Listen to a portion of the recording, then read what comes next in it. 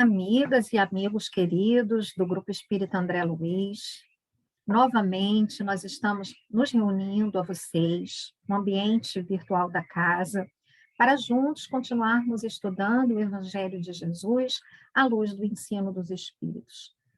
Agradecemos a casa, o convite renovado e agradecemos a Deus, nosso Pai, acima de tudo, pelas oportunidades que Ele nos tem oferecido de permanecermos juntos, de criarmos estratégias para estarmos juntos, vencendo as dificuldades da hora. Esse sentimento de pertencimento a um coletivo nos fortalece, especialmente quando este coletivo é aquele que o coração escolheu, os nossos irmãos de fé, os nossos companheiros de ideal. Então, estarmos juntos é sempre motivo de muita gratidão. Nós vamos convidar aqueles que nos ouvem a, na medida das suas possibilidades, buscarem um recolhimento íntimo. Nós vamos fazer uma prece um pouco diferente daquela que fazemos presencialmente, mas que, de alguma maneira, se caracteriza como uma oração, porque aprendemos com os espíritos que a prece é o ato de elevação do pensamento da criatura a Deus. Portanto, nós chamamos todos os que nos ouvem a buscarem esse quarto do coração, a buscarem o silêncio interior e a colocarem no pensamento a expressão que nós conhecemos mais completa de Deus, a figura de Jesus. Jesus, o médium divino, é a expressão de Deus para nós, os espíritos que estamos em evolução na Terra. E vamos também, se conseguirmos, imaginar um pequeno baúzinho, onde vamos colocar as nossas preocupações, os nossos medos, as nossas ansiedades, as angústias, as tristezas, e vamos pedir a Jesus que guarde com ele esse baúzinho. Nós vamos aproveitar esta hora que passa tão rapidamente para usufruirmos de paz interior. Quando nós estamos muito inquietos, muito aflitos, temos dificuldade de sentir a presença divina.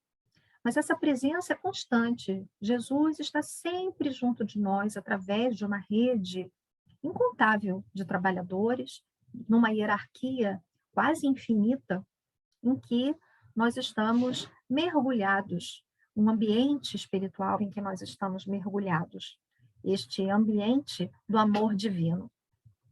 Mas, desconectados do Pai, nós não sentimos essa presença amorosa. Vamos buscar, então, no silêncio interior, essa paz, para ouvir a voz de Jesus, para sentir a sua presença amiga, como um bálsamo para as nossas dores, como um recurso terapêutico para as nossas aflições. Vamos nos manter em paz neste período em que estaremos reunidos.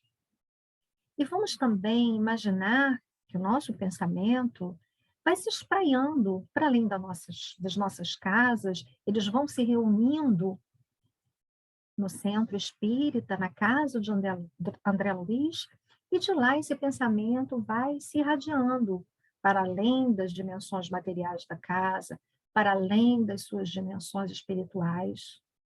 E essa corrente de forças vai se reunindo a muitas outras que circulam na atmosfera espiritual da Terra. Vamos numa convergência com a poderosa legião do bem, vamos irradiar pensamentos de paz para a nossa terra, especialmente para os nossos irmãos de outras nações que sofrem, como no Haiti, que estão angustiados, como lá no Afeganistão, com tantos conflitos. E vamos também imaginar uma chuva de luz sobre o nosso Brasil, a nossa pátria, que vem vivendo momentos difíceis. Nos sentimos muitas vezes sob sombras densas, nuvens carregadas. E essas nuvens são alimentadas tantas vezes pelas nossas emoções em desalinho, pelas nossas opiniões apaixonadas, que possamos, então, construindo a paz interior, ajudar a dissipar esse período difícil, essas sombras externas, construindo um ambiente melhor para todos nós encarnados no Brasil, no planeta Terra. Que a misericórdia do Pai abrevie estes dias tormentosos e que possamos estar reunidos em breve em nossos grupos para continuarmos os nossos processos de evolução fortalecidos pelo trabalho na Casa Espírita. Assim, então, nós vamos iniciando o nosso estudo do dia de hoje, um estudo que foi solicitado pela Casa com o tema Não se pode servir a Deus e a Mamon, título do capítulo 16 do Evangelho segundo o Espiritismo, um capítulo que trata da nossa relação com os bens materiais. Ele fala mais diretamente aos ricos, aqueles que concentram recursos materiais, e para os que vivemos no Brasil, um país de tantas desigualdades, essa temática se revela de muito importante, não é? Ela se apresenta muito importante para a nossa avaliação íntima, para pensarmos como anda a nossa relação com esses recursos materiais que nos são oferecidos por empréstimo durante a existência corporal. O capítulo tem início com uma citação do Evangelho de Lucas, no capítulo 16, no versículo 13. Ninguém pode servir a dois senhores, porque ou odiará a um e amará o outro, ou se prenderá a um e desprezará o outro. Não podeis servir simultaneamente a Deus e a Mamon. Esse é o finalzinho, essa é a conclusão da parábola do administrador infiel, também conhecida como a parábola do mordomo infiel, que Kardec não apresentou aqui na sua integralidade. Daqui a pouquinho nós vamos retomar esse ponto. Aqui também, neste capítulo, nós vamos encontrar um relato igualmente do Evangelho, não é? Agora de Mateus, Lucas, Marcos, em que vamos encontrar o encontro de Jesus com o jovem rico. Aquele jovem que procura Jesus e pergunta o que ele precisa fazer para encontrar o reino dos céus. Jesus diz que ele cumpra os mandamentos, ele quer saber que mandamentos ele deve cumprir. Jesus diz a ele que esses mandamentos já haviam sido oferecidos no Decálogo. Ele diz para Jesus que ele já é cumpridor dos mandamentos. Mas o que ele poderia fazer além disso? Então, Jesus diz que se ele deseja ser perfeito, então que ele volte, distribua todos os seus bens, se desfaça de todos os seus bens e retorne para seguir com o mestre. O jovem não retorna. Não é? Jesus também tem um encontro com um homem rico, Zaqueu, um encontro importante, uma passagem importante, nós vamos também falar um pouquinho dela, ainda que encontramos no capítulo a parábola do mal rico, aquele homem que, tendo muitos recursos materiais, que tinha um verdadeiro palácio, tinha a sua porta, Lázaro, um homem bem pobre, que pedia migalhas que lhe foram negadas, pedia apenas um pouco d'água e também não teve esse socorro encontrado na terra. Esse homem rico morre, Lázaro também, e Lázaro se encontra depois no seio de Abraão, em toda a fartura, e aquele homem, que havia sido um mau rico, pede a Lázaro migalhas, agora no mundo espiritual, e não tem o socorro esperado. Né? Uma parábola de imagens muito forte, que também mereceria um estudo, que não é o caso aqui desenvolvermos assim tão especificamente. Temos ainda a parábola dos talentos. Aquele momento, aquela descrição que Jesus faz de um senhor que distribui moedas aos seus servos para que cada um tome conta daquilo que lhe foi confiado por um determinado período de ausência do seu senhor. O senhor volta da sua viagem e vai pedindo contas a cada um. Aqueles que multiplicaram os talentos receberam novos talentos.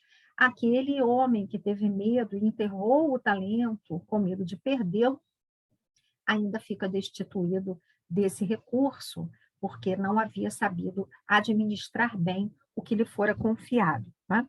A partir dessas parábolas, desses trechos do Evangelho, nós vamos encontrar comentários de Kardec sobre o tema, e no final do texto temos as instruções dos espíritos. Esse capítulo apresenta aquela estrutura padrão da obra, né? Trechos do Novo Testamento, comentários de Allan Kardec e mensagens dos espíritos sobre a temática.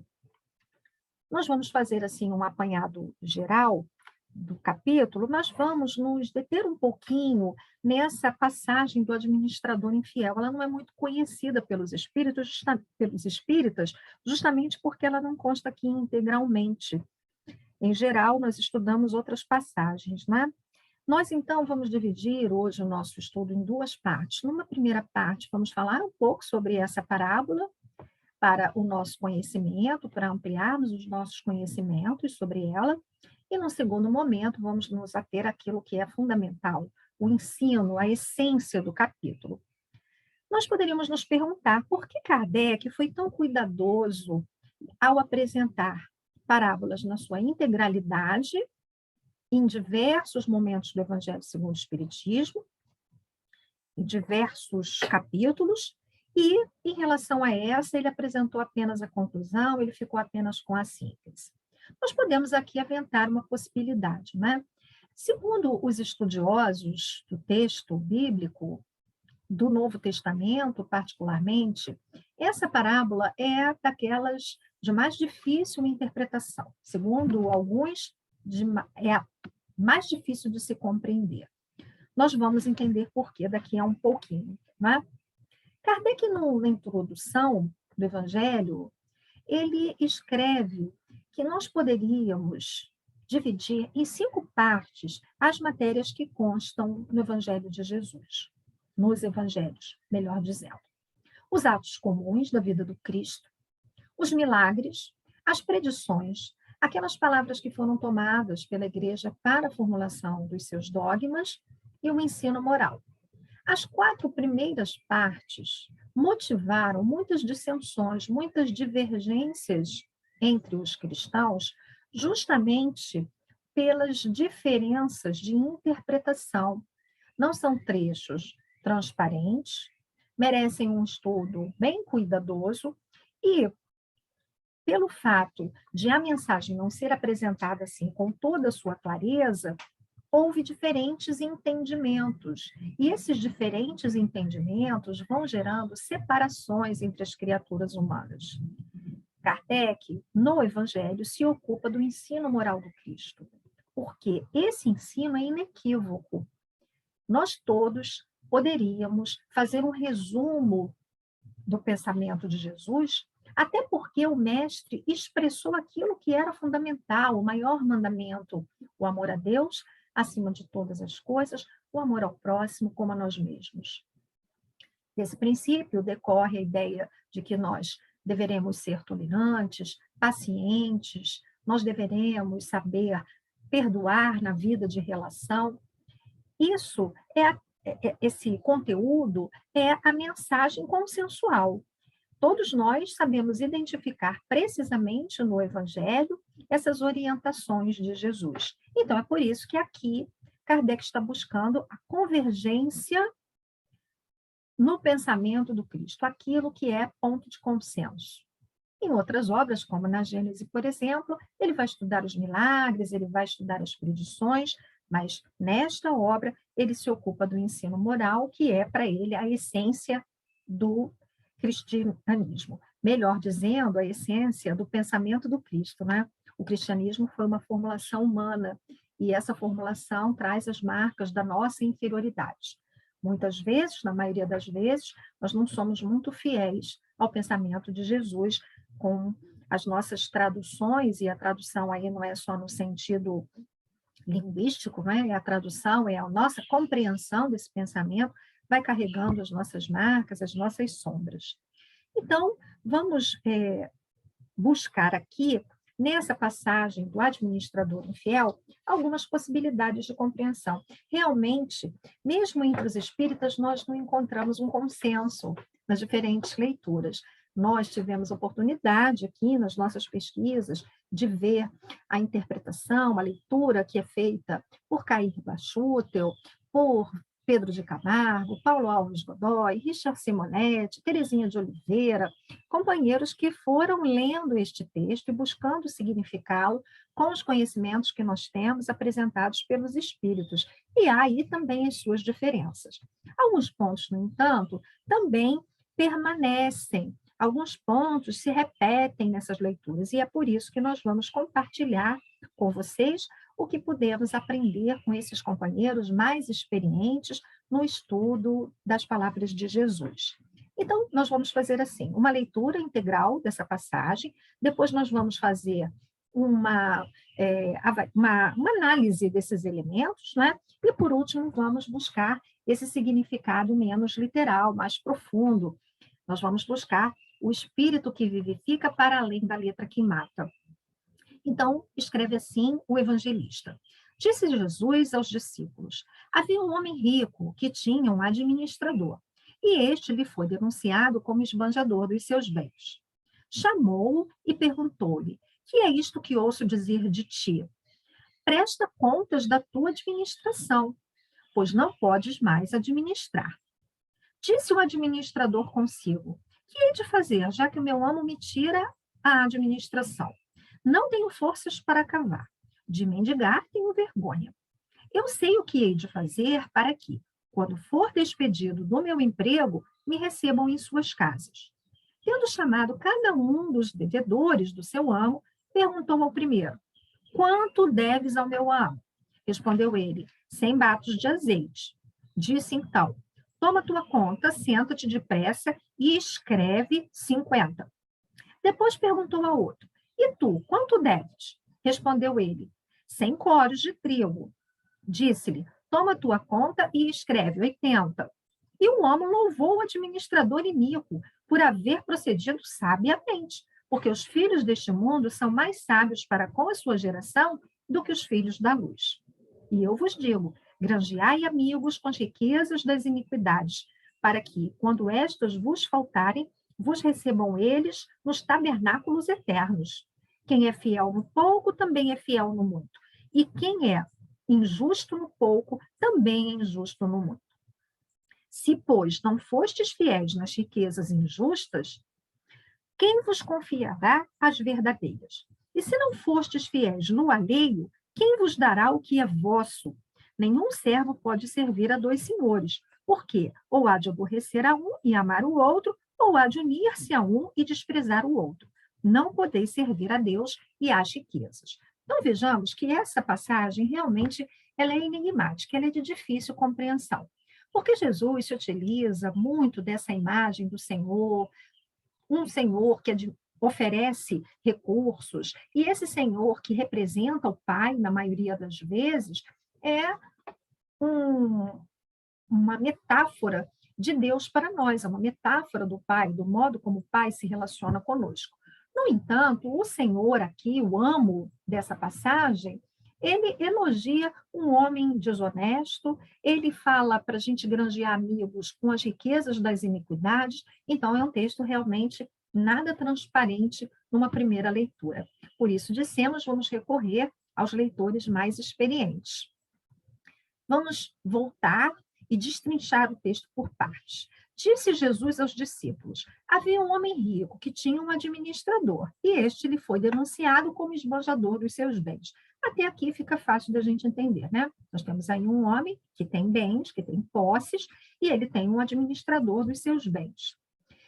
Convém lembrar que essa figura do administrador na cultura judaica era uma criatura de muitos poderes. Ele, por isso, se traduz algumas vezes como mordomo infiel, né? Essa figura do mordomo que tem a obrigação, a incumbência de gerir os bens de uma forma mais ampla, né? O mordomo é responsável numa casa, num lar, pela organização de todo o serviço doméstico. Ele gere a despensa, ele que organiza o funcionamento da casa, como o serviço vai ser distribuído, e ele faz a gestão das pessoas também.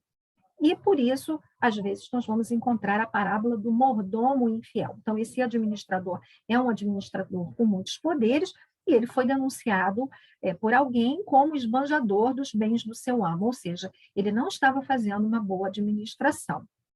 Ele estava trazendo prejuízo ao senhor. Então, esse senhor chama e pergunta o que é isso que ele vem ouvindo dizer a respeito do administrador.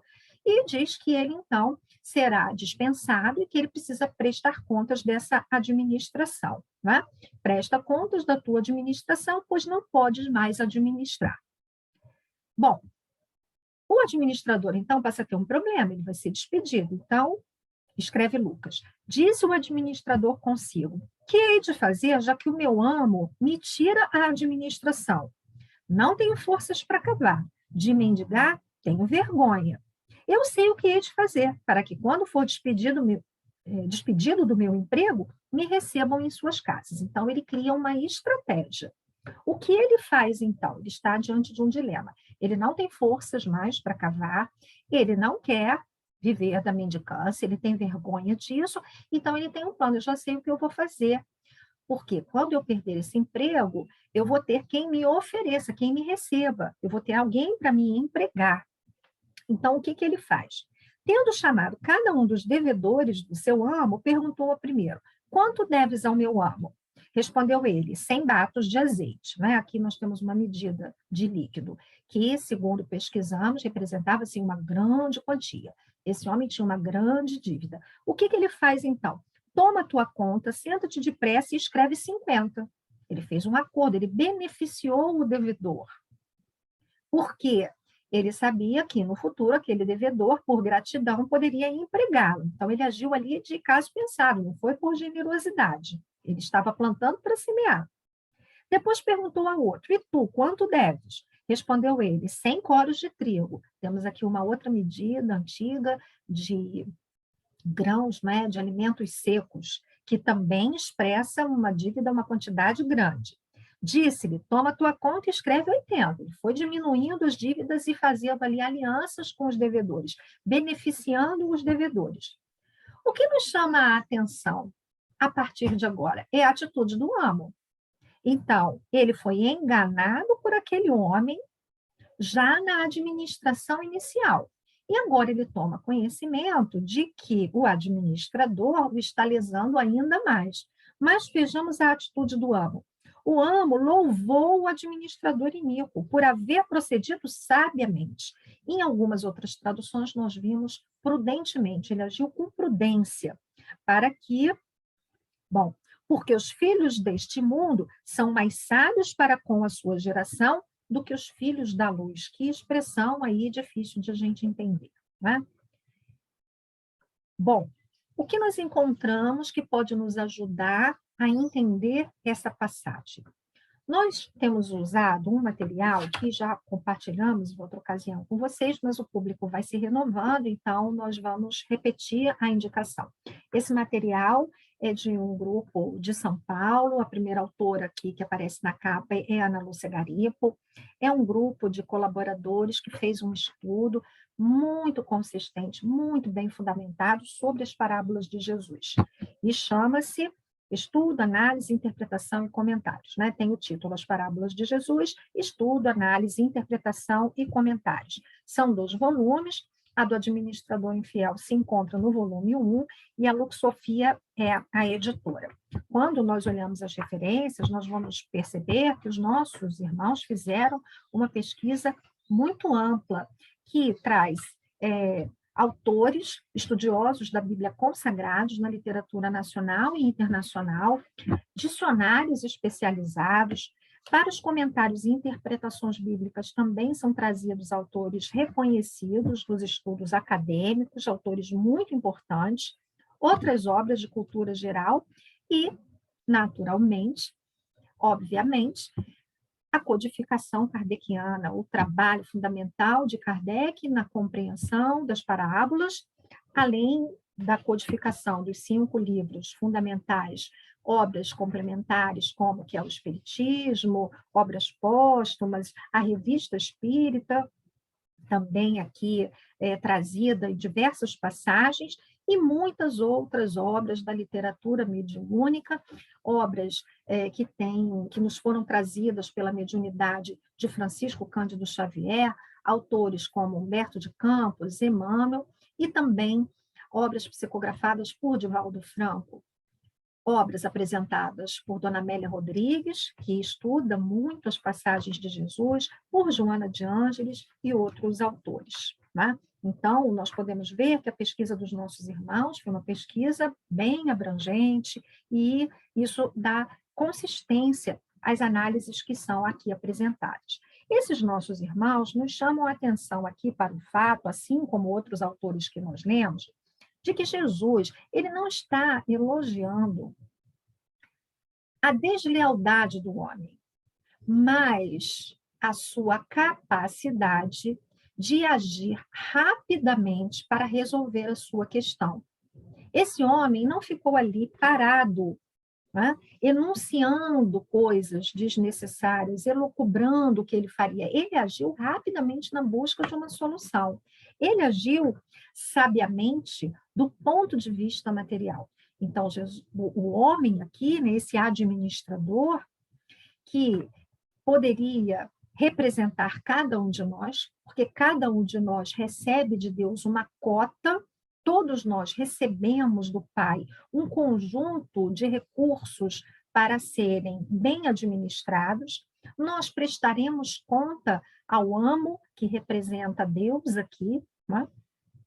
Seria o grande proprietário, o dono de todas as coisas, porque tudo o que existe na Terra teve a sua origem, né, em primeira instância, se nós formos voltando à origem de todas as coisas, no Criador.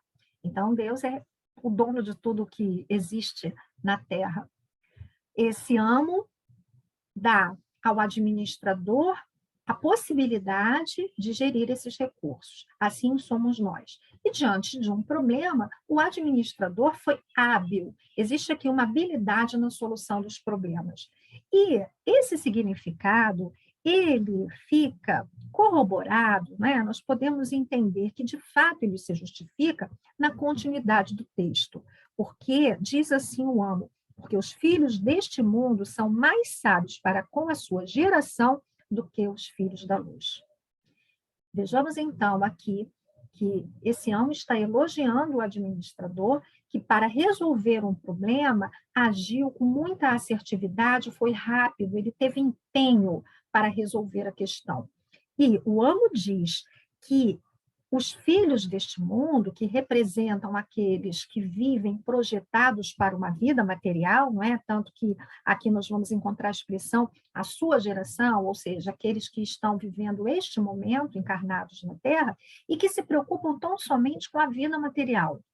Em geral, essas criaturas agem com muito mais sabedoria para obterem aquilo que têm como objetivo, ou seja, a posse dos bens materiais, do que os filhos da luz são capazes de se movimentar para alcançarem os seus objetivos. Quem são os filhos da luz? São aqueles que se preocupam com a espiritualidade, seriam os espiritualistas. São esses que têm os seus objetivos na vida espiritual. Aqueles que dão mais importância ao que é verdadeiro do que aquilo que é passageiro.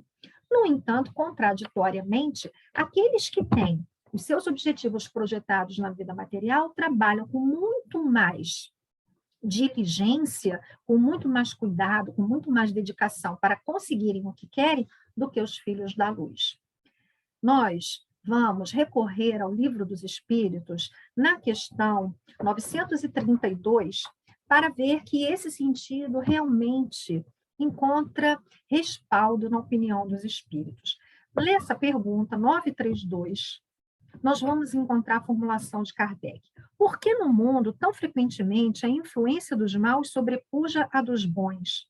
Por fraqueza destes, responderam os espíritos. Os maus são intrigantes e audaciosos, os bons são tímidos. Quando estes o quiserem, preponderarão.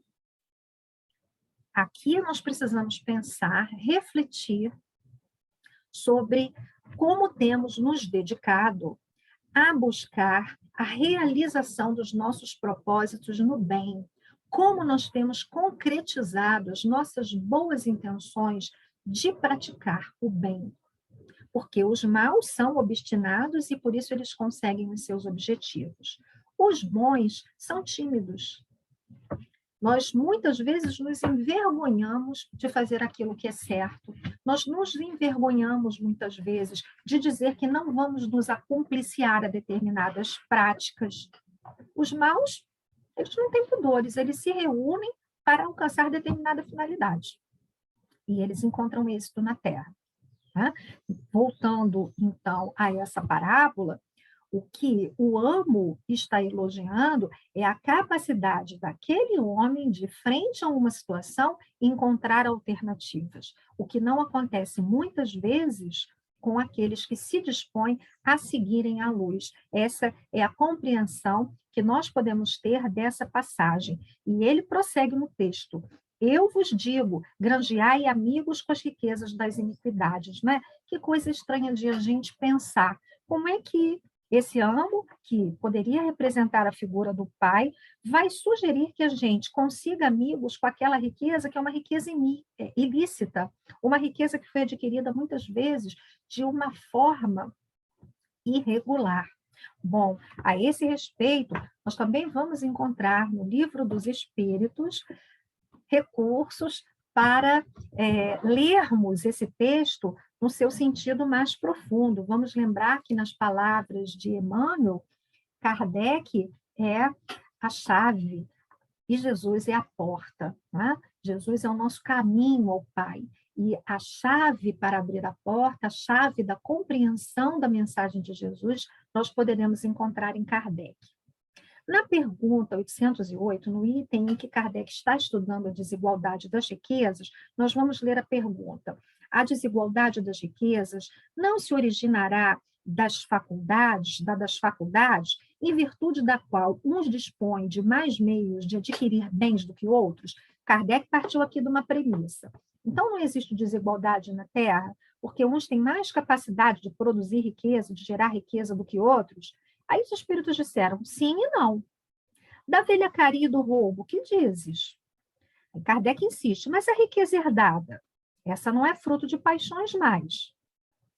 O espírito que respondeu essa pergunta insistiu: que sabes a esse respeito? Busca a fonte de tal riqueza e verás que nem sempre é pura. Sabes, porventura, se não se originou de uma expoliação ou de uma injustiça?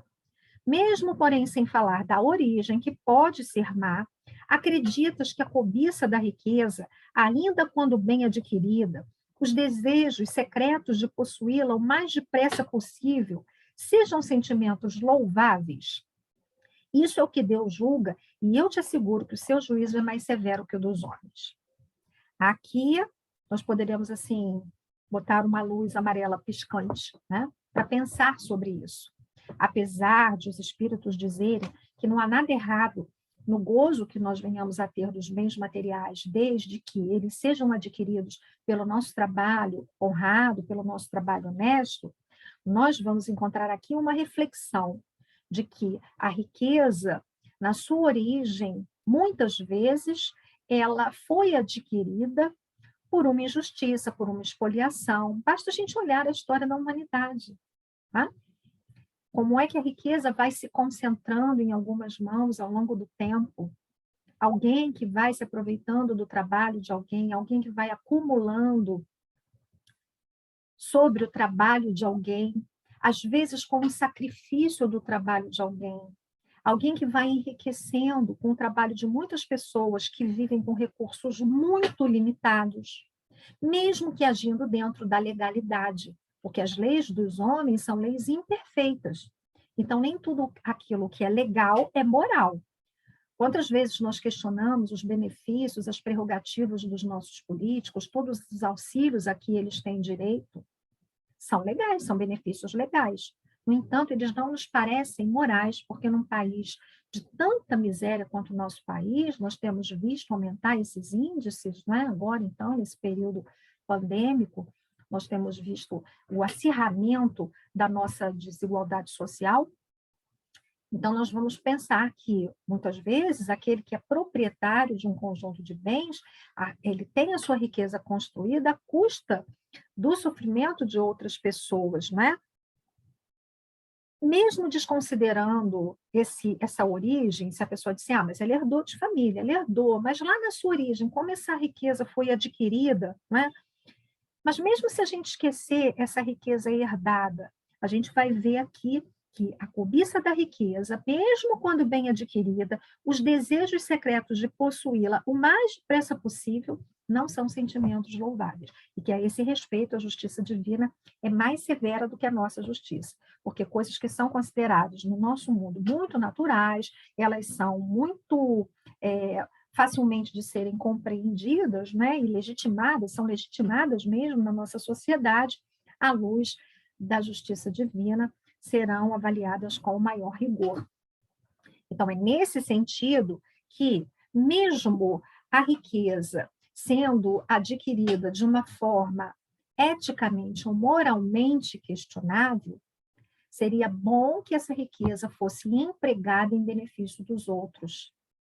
Esse granjear amigos com a riqueza das iniquidades nos faz pensar que todas as vezes que nós beneficiamos alguém, que nós ajudamos os outros, mesmo quando não temos a intenção de receber nada em troca, nós receberemos, nós teremos a gratidão daqueles que foram beneficiados. Nós vemos vários relatos do mundo espiritual, vamos falar do mentor da casa, André Luiz, que atendeu gratuitamente algumas pessoas, e a oração de uma pessoa especialmente muito o beneficiou. Um caso de que ele nem se recordava, né? Aquela consulta que ele fez assim caritativamente, como se estivesse fazendo uma grande concessão, ele vai se beneficiar no futuro daquele gesto a que ele não atribuiu nenhuma importância. Então, mesmo o ato em si não tendo um mérito muito grande, porque ele não foi fruto de uma generosidade autêntica, de um grande sentimento de amor ao próximo, ainda assim ele foi beneficiado por isso. Por isso, Jesus nos recomenda que a gente faça amigos, mesmo com aquela riqueza que, porventura, não tenha sido bem adquirida. E um exemplo no próprio texto do Evangelho que reafirma essa ideia é o do encontro de Jesus com Zaqueu.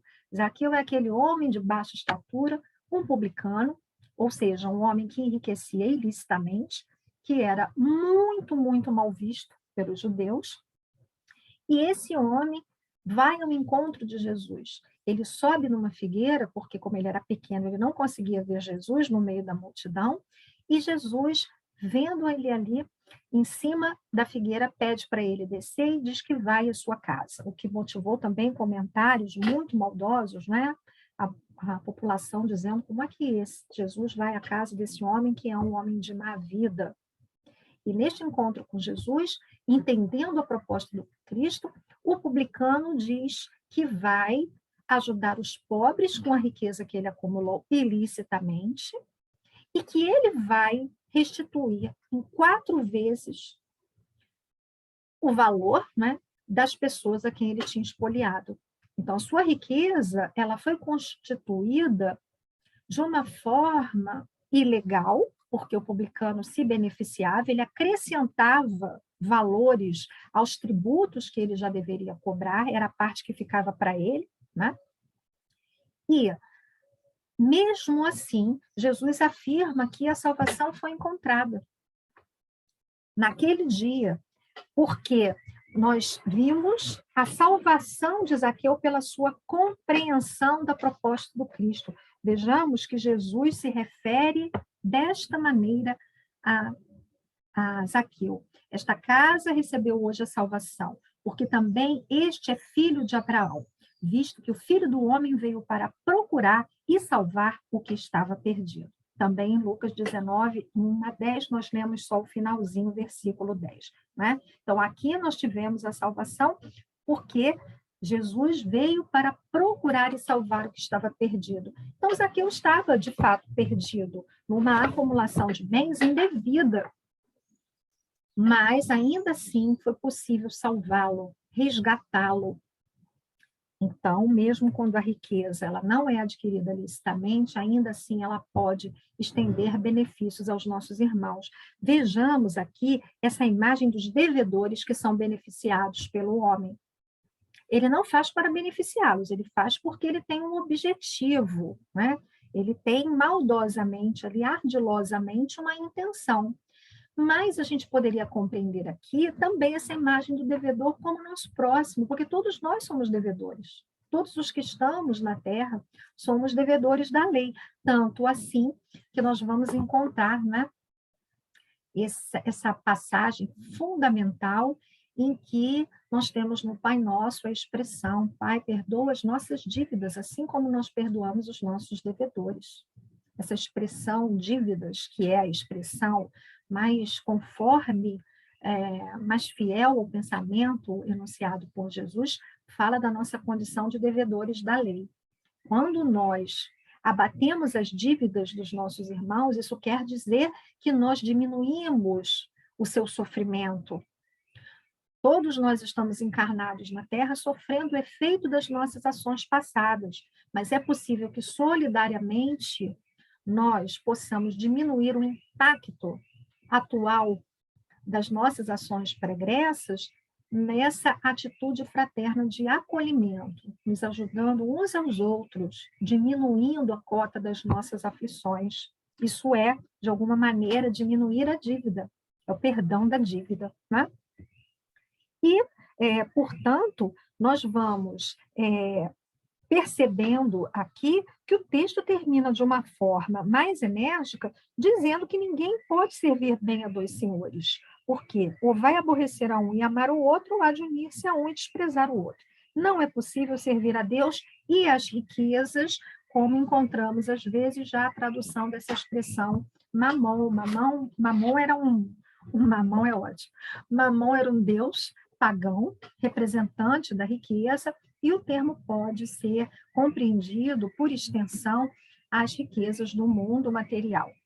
Muito dificilmente, meus irmãos, nós seremos capazes de conciliar uma vida projetada na posse das riquezas materiais, no usufruto de bens materiais e, legitimamente, fielmente, seguir a Jesus.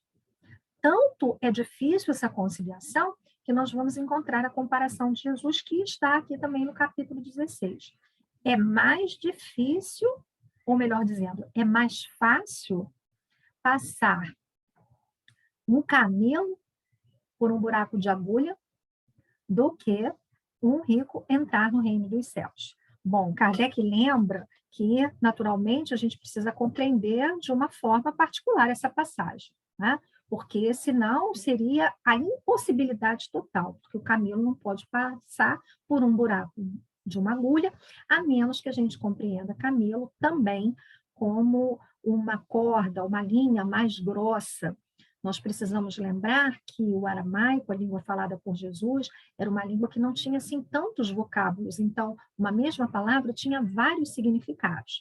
Então, provavelmente, Jesus está se referindo aqui a essa linha grossa, e não ao camelo animal, um outro significado da palavra original em aramaico, né? Então, é difícil passar, mas não é impossível. Por quê? Também não seria justo nós compreendermos que Deus daria a alguém a posse da riqueza material na Terra e depois essa pessoa passasse uma eternidade em sofrimento depois do fim da vida material. Assim como a gente acha injusto haver tanta gente rica na Terra e tanta gente pobre, tanto que a gente se pergunta, né? Muita gente se pergunta, mas por que Deus permite essas desigualdades? Por que isso é possível aqui na Terra? Isso não é justo. Também seria injusto a gente usar uma argumentação contrária. Na Idade Média, muito se dizia aos pobres: olha, vocês são pobres aqui, mas vocês serão ricos no reino dos céus, né? Numa atitude de submissão, de apassivamento, legitimando as desigualdades sociais, reafirmando as desigualdades sociais. Olha, vocês podem ser pobres aqui, porque vocês serão ricos no reino dos céus. A gente teria uma injustiça inversa, porque por qual razão Deus daria a um grupo a posse de muitos recursos por algumas décadas de existência na vida material para fazê-las sofrer eternamente e depois pegar aqueles que foram pobres por algumas décadas na Terra para que eles sejam felizes eternamente? Isso também não nos parece muito razoável, né? mas não é uma equação fácil, essa conciliação. Não é possível servir bem a dois senhores. Então, nesse segmento final do nosso estudo, nós vamos destacar essa essência que nós poderemos perceber aqui no capítulo e que está, de alguma forma, nessa parábola do administrador infiel. A primeira ideia é a necessidade do nosso desapego, ou, na linguagem do capítulo, na linguagem usada pelos espíritos, o desprendimento dos bens materiais. Quanto mais apegados nós estivermos aos bens materiais, maior será a nossa dificuldade de servir a Jesus com fidelidade. Vejamos aqui, nas palavras de Lacordaire, a realidade deste princípio.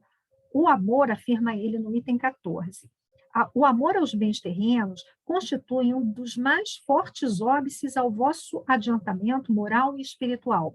Pelo apego à posse de tais bens, destruís as vossas faculdades de amar com as aplicardes todas as coisas materiais. A gente pode pensar isso na distribuição do nosso tempo. O tempo da nossa existência é aquele que nos está reservado. Ou melhor, muitas vezes o tempo que nos estava reservado foi inclusive diminuído pelo modo como nós vivemos, pelos excessos que nós praticamos aqui de toda a natureza. E este tempo vai ser vivido de uma determinada maneira. Se nós ocuparmos o nosso tempo de permanência na Terra, concentrando os nossos esforços para adquirir bens materiais, não haverá tempo de verdade para nos dedicarmos às questões do espírito. É preciso fazer mesmo uma escolha, muitas vezes. Aqui nós vamos nos dedicar. E quanto mais nós desejarmos materialmente, menos tempo nos sobrará para as realizações do espírito. É difícil mesmo nós conseguirmos ter bens materiais sem nos preocuparmos, ou melhor, é muito difícil nós termos bens materiais sem nos deixar seduzir pelas comodidades, pelas facilidades, pelo conforto que ele nos oferece. Por isso, nós vamos encontrar aqui a afirmação de que a prova da riqueza é uma prova mais difícil do que a prova da miséria. Muita gente também não compreende e diz, poxa, eu prefiro então passar pela provação da riqueza do que pela da miséria. Não acho que seja, né, mais difícil. É porque nós não compreendemos bem o significado dessa afirmação. Ela não é uma prova mais difícil de ser vivida, ela é uma prova mais difícil de ser vencida. É mais difícil a gente encontrar sucesso na posse dos bens materiais, porque quando a gente tem, a gente se apega a eles. Sem dúvida, vamos encontrar aqui um comentário de Kardec, no item 7, sem dúvida, pelos arrastamentos aqui da causa, pelas tentações que gera e pela fascinação que exerce, a riqueza constitui uma prova muito arriscada, mais perigosa que a da miséria. É o supremo excitante do orgulho, do egoísmo e da vida sensual. Dinheiro nos dá prestígio na terra, nos dá poder, ilusões de superioridade. Né? Vida sensual aqui não está dito como uma experiência só sexual, né? A dos sentidos. Sensual naquilo se refere àquilo que nos toca nos sentidos. Né?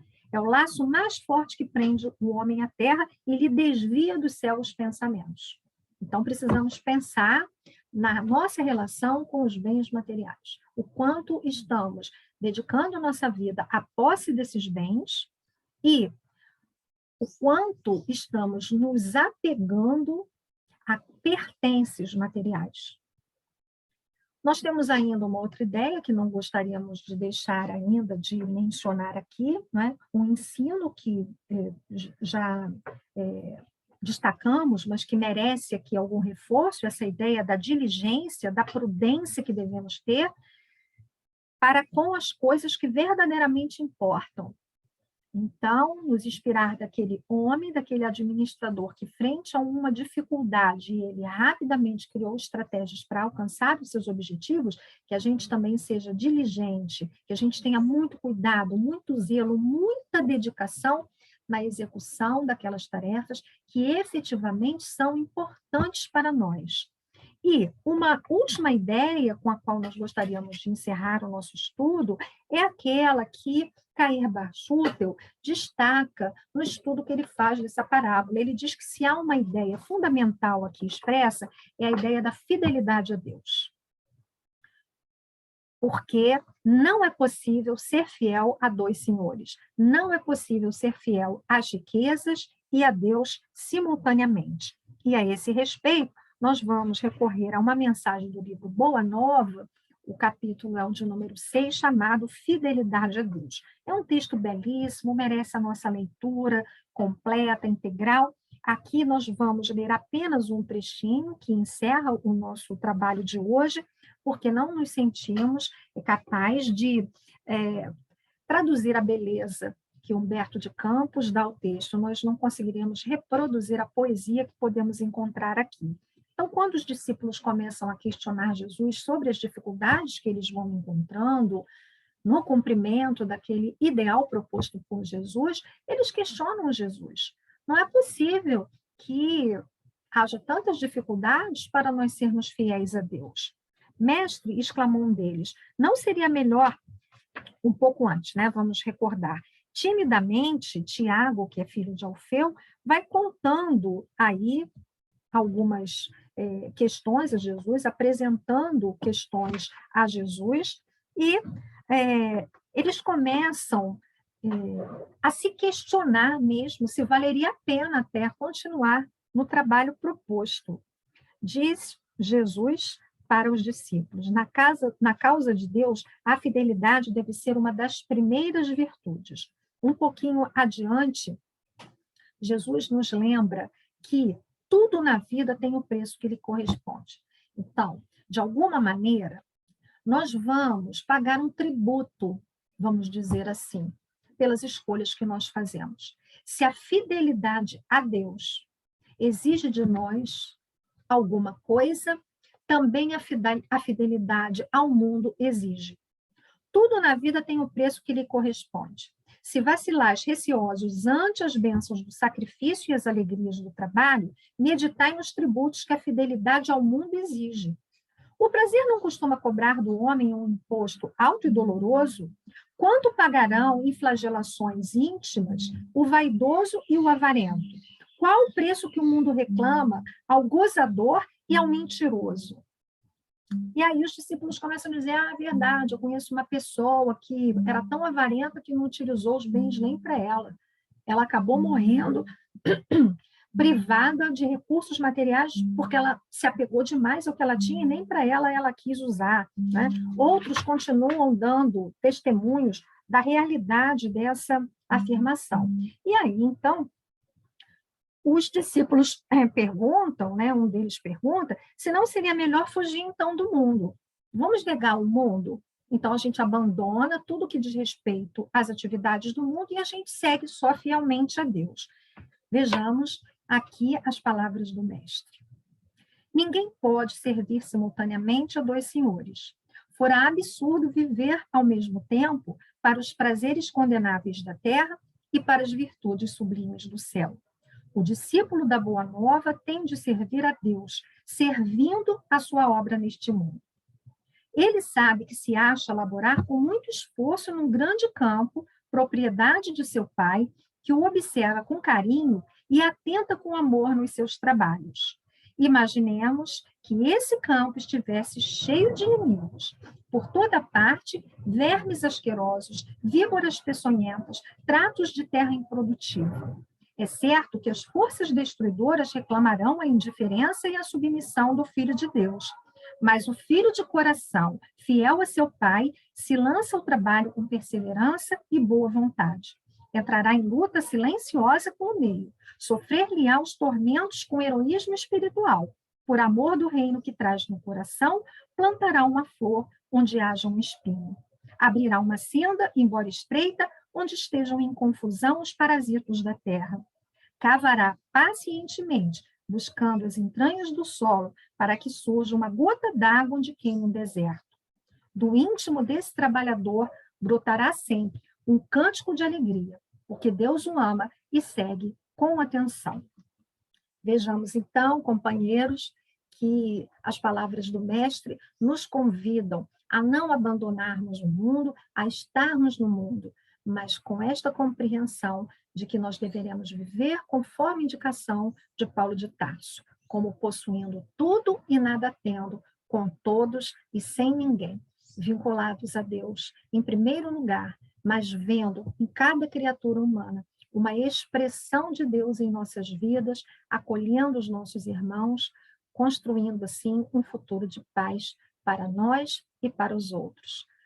Agradeço muitíssimo a atenção, me despeço aguardando uma nova oportunidade e que Jesus, nosso Mestre, continue nos amparando a todos no esforço de crescer para o Pai. Graças a Deus.